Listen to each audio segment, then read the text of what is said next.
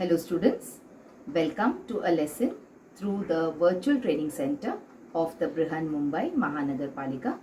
My name is Shraddha teacher, and in this lockdown period, since we are not able to go to school, children, we will be doing many lessons here online through the virtual class. So come on, let's proceed to our lesson for today.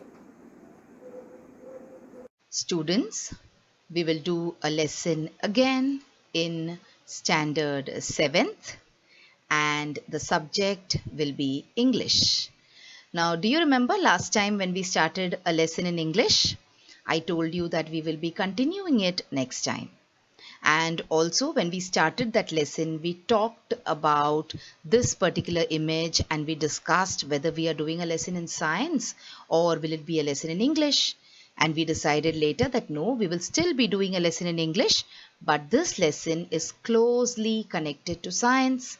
And the name of the lesson is Great Scientists.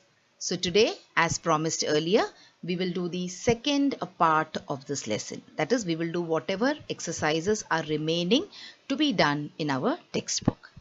So let us recollect first what we learnt last time, and then we will move on and we will see what has to be done today in this particular video. So last time we talked about this very famous, you can say, scientist called Michael Faraday.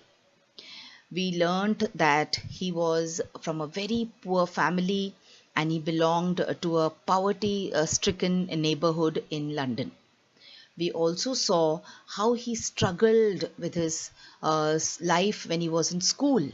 He had some kind of speech disability, and because of which the children in school used to make fun of him.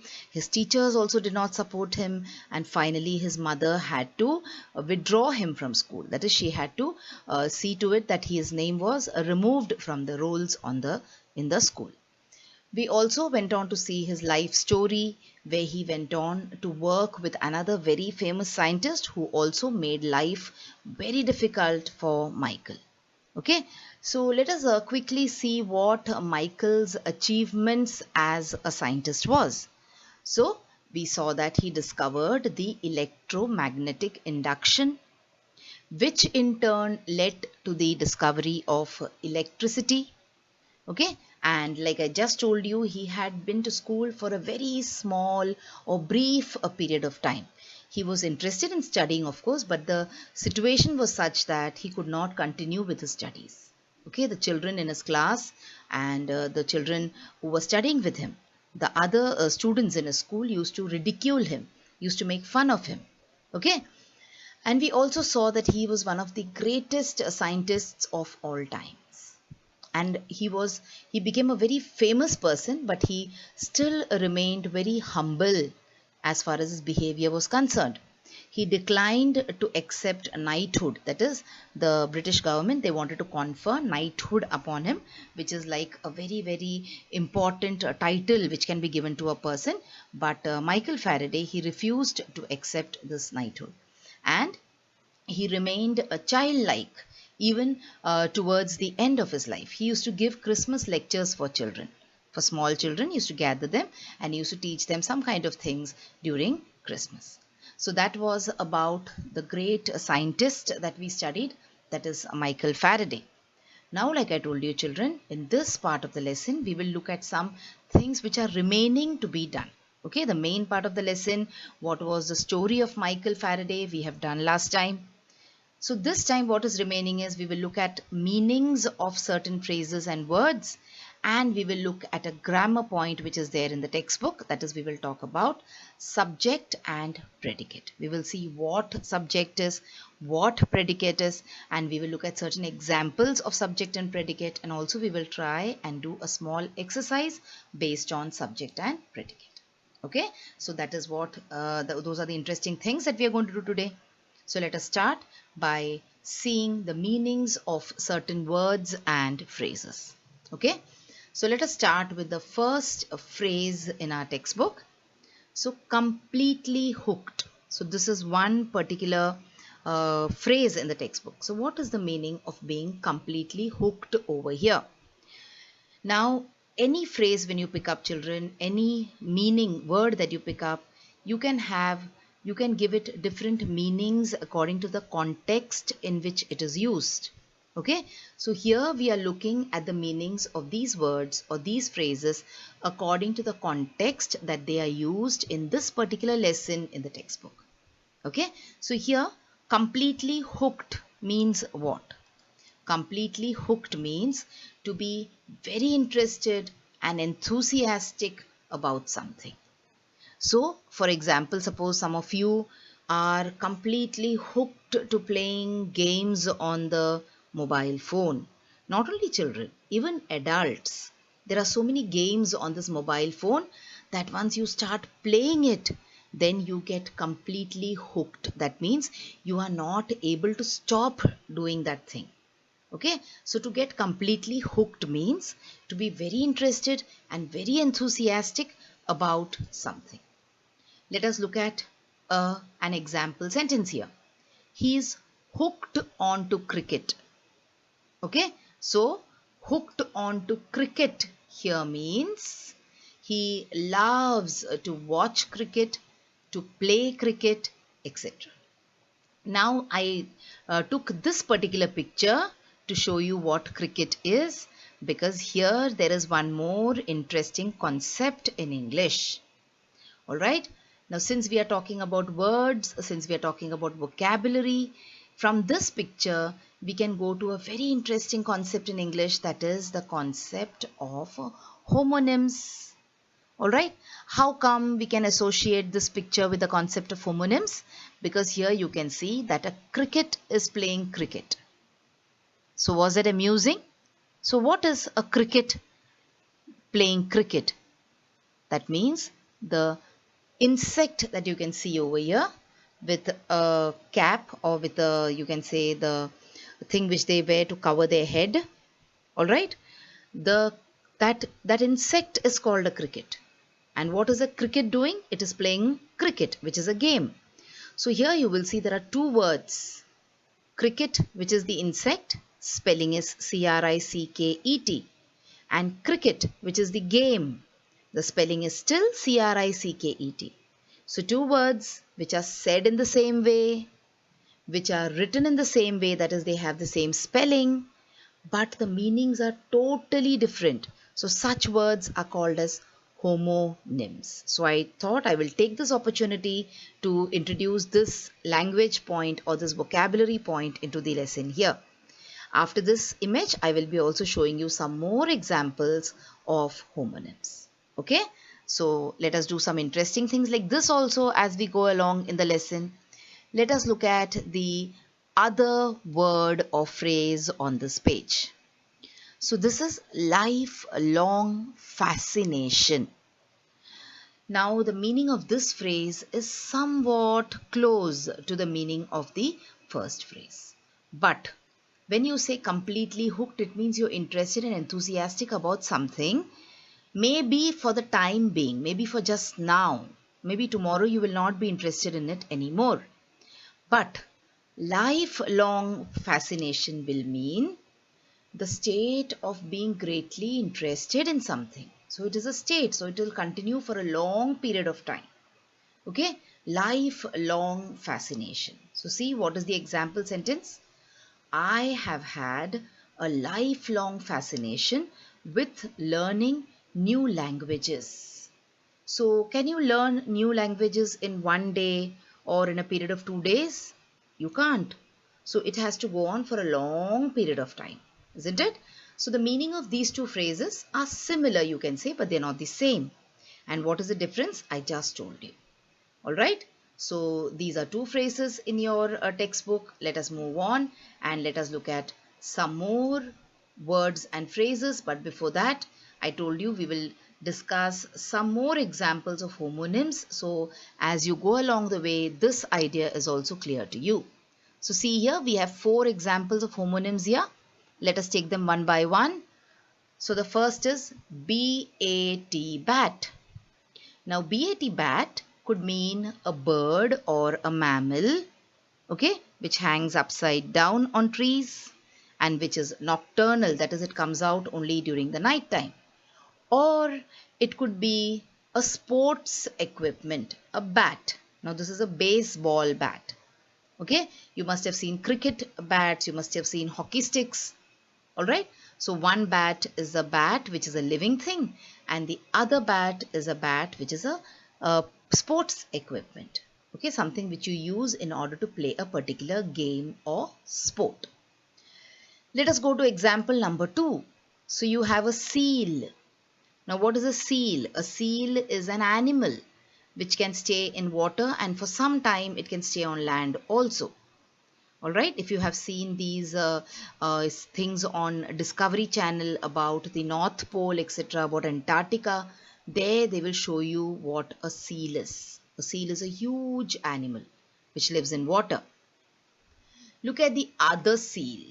So when you have to go to someone's wedding, or when you have to go to attend someone's birthday party, you put some cash in a cover, isn't it, to give as a gift. And what do?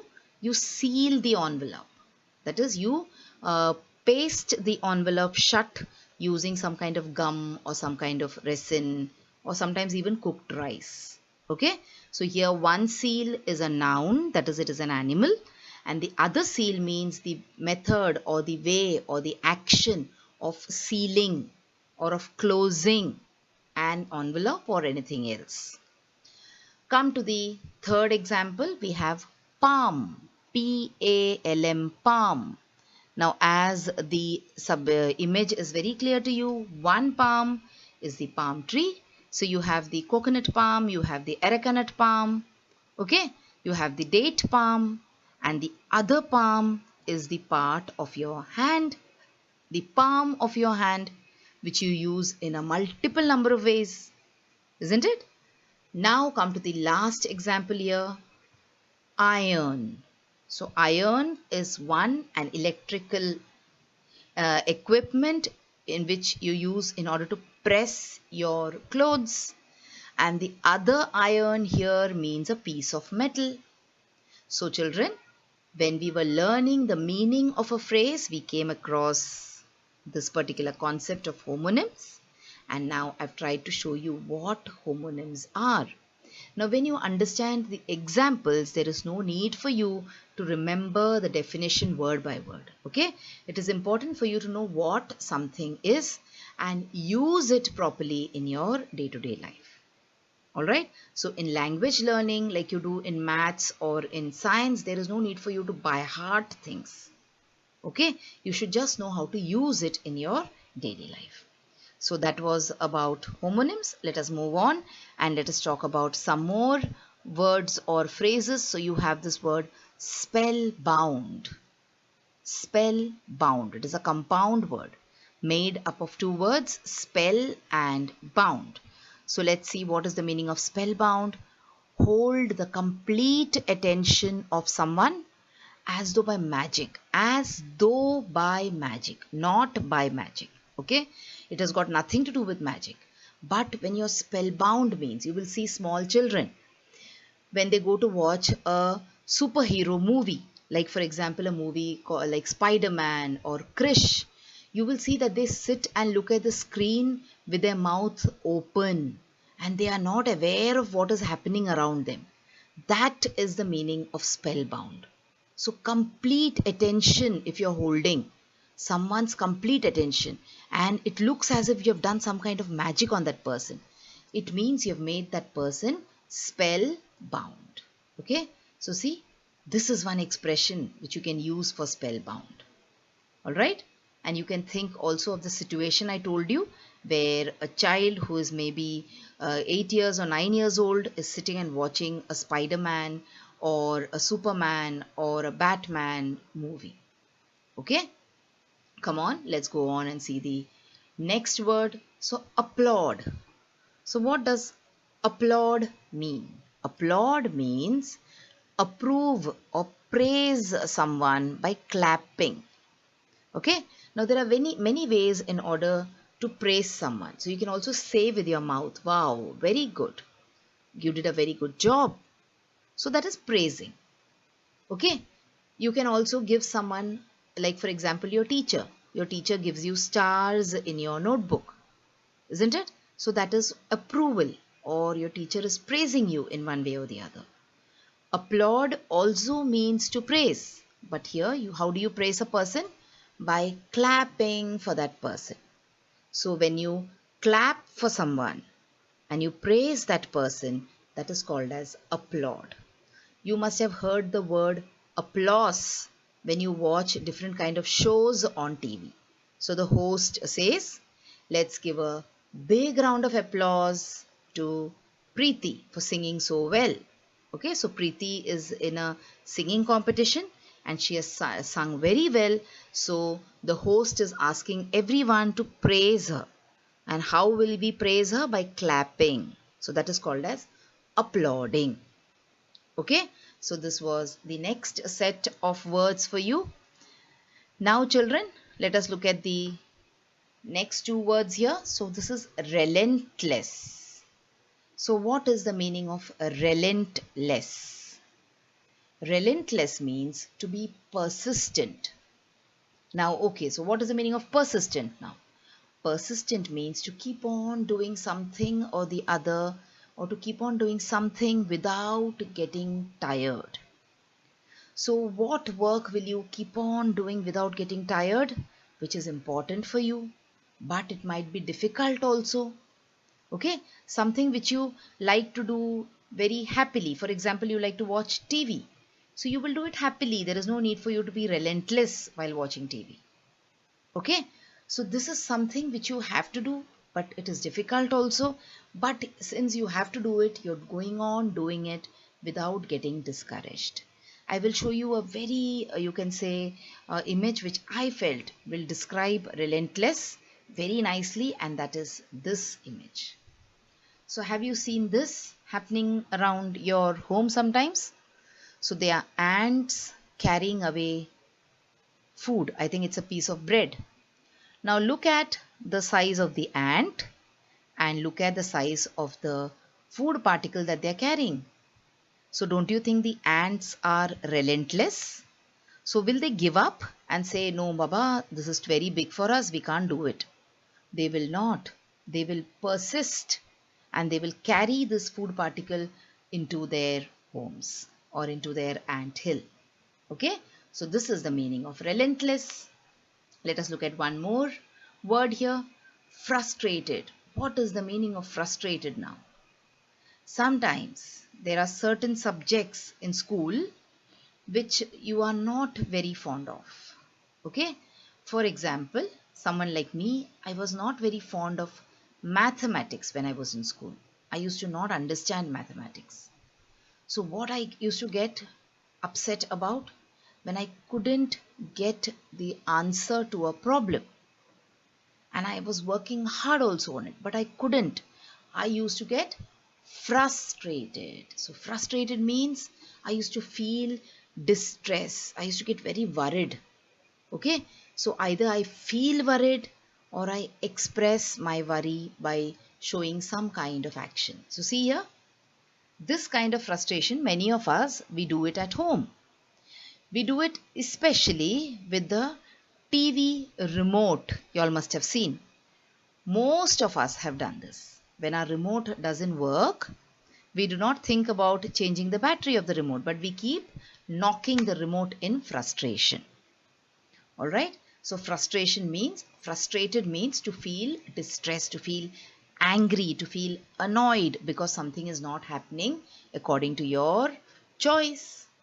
Okay, so this man is frustrated because his computer has stopped working. What should he do? He should go and show it to a mechanic or to a technician. But what is he doing? He is banging his computer. It is not going to solve his problem. It is going to make him more frustrated or more distressed. Okay, children? So these were certain phrases or certain words which we saw from the textbook. Now, before we go to the next part of this lesson, let me tell you there are many such words in the lesson which I have not picked up. Okay, I have done 6 words for you. So this is your assignment. Try to pick up at least 6 more words or phrases from this particular lesson, Great Scientists, and go to the internet or try to open your dictionary and try to find out the meaning of all these words. Alright, so that was your assignment. Now let us move on, and like I told you, we have a grammar point also to study in this lesson, and that is language study. Okay, this is question number 5 in your textbook in this particular lesson, that is language study. And what is the point of grammar to be done here? It is subject and predicate. So first let us try to understand the meaning of subject, the meaning of predicate, and then we will go on and see many examples. Alright, so come on, let's see what a subject is. So according to the sentence in your textbook, or according to the meaning in your textbook, a word or a phrase in a sentence that shows who or what does the action is the subject. So there are certain words which are important and they bring out the meaning of this concept of subject that I have marked it in red for you. So the subject can be a word or it can be a phrase. A phrase means a group of words and it is part of the sentence. Okay. Now the subject points out to who or what. Who means person and what means thing. And when there is an action, so who does the action or what does the action? Now that person or that thing or that animal which does the action is the subject in a sentence. Okay, now it still might be sounding a little confusing to you. Let us see examples which will make the idea clear to you. Let us understand what predicate is now. So what is predicate? So predicate is the part of a sentence that tells us something about the subject. You can also say that predicate is that part of the sentence which contains the verb. So, if you have not understood what I have said in this part, let us move on and understand it better using some examples. So, once again, let us try and understand subject and predicate separately with the same example. So what is a subject? A subject is the person or thing that is doing an action. Okay? So the subject is a person. It can be a person, a human being, or it could be a thing. Remember, it could also be an animal. Alright? Which is doing the action. Alright? So there is some action which is happening. And the person or the animal or the thing which is doing the action could be the subject. Or else, it is also the person or thing that is the focus of the sentence. So what is the main idea in the sentence? What is the main focus of the sentence? That is the subject in a sentence. Okay? Now, like I said, definitions could sometimes be confusing. Examples are understood more easily. So let us take an example here. The lion roared at the goat. So here what is happening here in the sentence? This is happening. The lion roared at the goat. Okay. So what action is happening here? What is the action which is happening? It is the roaring of the lion which is happening. So roaring is the action here, or roared is the action here, isn't it? And who is roaring? Who is the person who's doing this action? Who is roaring? It is the lion. Therefore, the lion is the subject in this particular sentence. I think now the idea must be clear to you that a subject is a person or a thing which is doing the action, or it is a person or the thing about which the sentence wants to speak. So it is the focus of the sentence. Alright, like I told you, we will take the same example to understand what predicate is. So let's go there. So what is a predicate? The predicate of the sentence is the part that contains the action. Okay, so it is the part which tells us what the subject is doing, or it tells us more about the subject. It gives us information about the subject. For example, see here the same example again. The lion roared at the goat. So what is happening again? The same thing is happening. The lion is roaring at the goat. What is the action? The action of roaring. So what is the predicate? Roared at the goat is the predicate. So the lion is the subject and roared at the goat is the predicate. Okay, so hope this simple example clears this idea for you as to what is the meaning of a subject and what is the meaning of a predicate. So what is the difference between a subject and a predicate? So the subject is the who or the whom, whereas the predicate is the action which is done. Very simple. All right, let us move on and see some examples. So all the subjects are written in green and all the predicates are written in red. I will also mark it for you as I read it. Okay. So Mr. Smith took a walk. So Mr. Smith is the person. What did he do? He took a walk. So Mr. Smith is the subject and took a walk is the predicate. The dentist pulled out a tooth. Who pulled out the tooth? The dentist. What did the dentist do? He pulled out a tooth. So the dentist is the subject and pulled out a tooth is the predicate. The pig with the big snout slobbered on a kid. That means it attacked a kid. So the pig with the big snout is the subject. Slobbered on a kid is the predicate because it is the pig who did the work or action of slobbering on a kid. So these are some more examples for you. So hope the idea is clear. If not, there are some more examples coming your way. So see, the big green frog. So this particular sentence is about the big green frog. So this big green frog is the subject.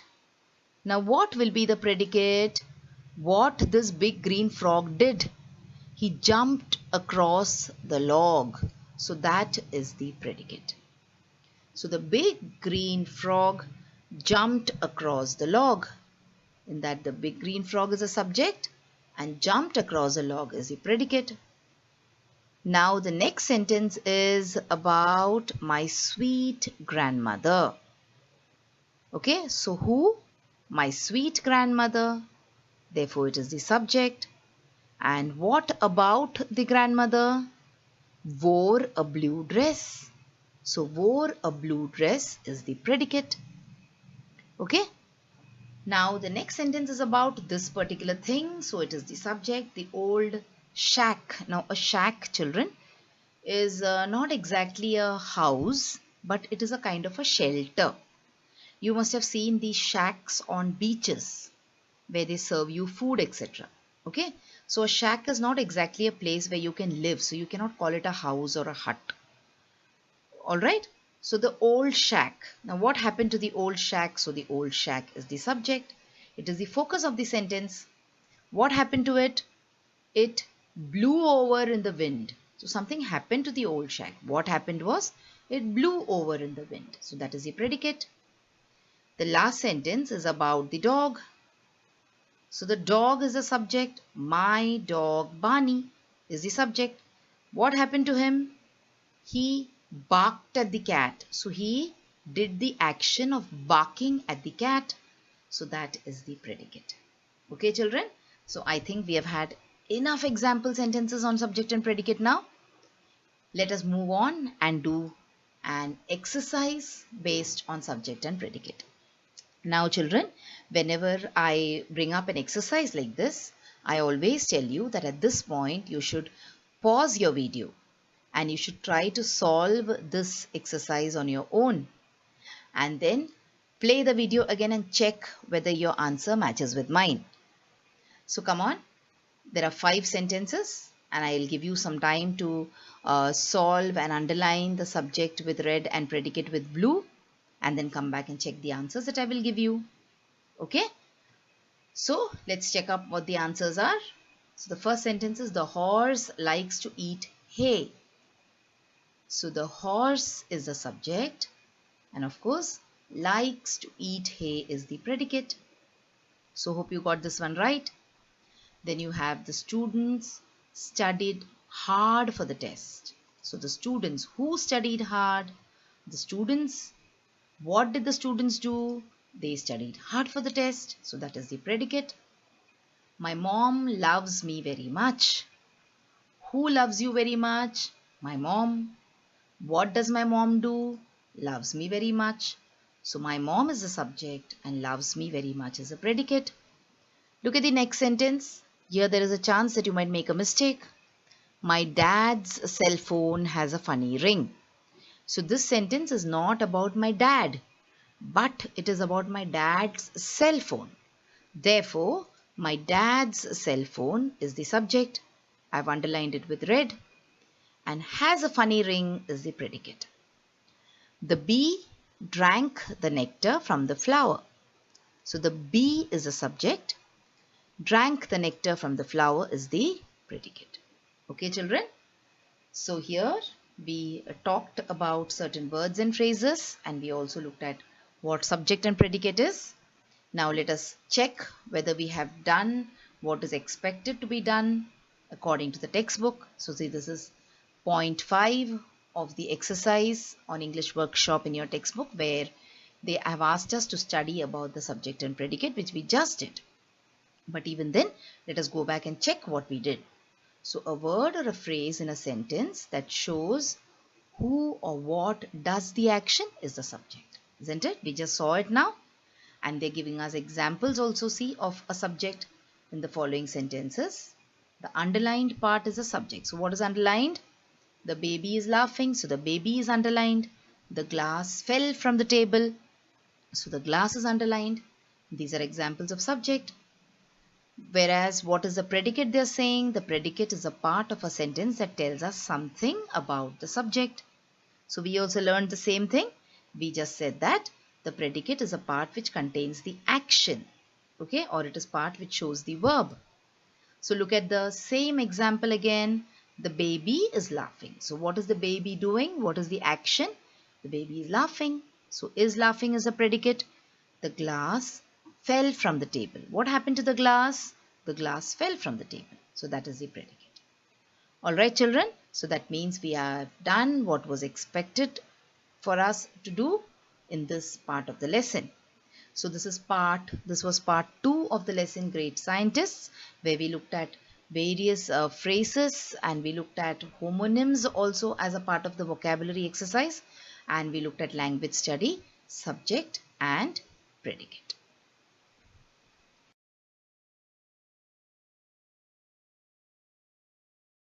So children, wasn't that a wonderful video, and did you enjoy watching it? So if you want to watch more such videos in future, then please like this video and also subscribe to our channel, the MCGM Portal for Education, and also hit the bell button so that you get notified whenever I upload a new video here. Thank you so much for now. Let's meet again soon.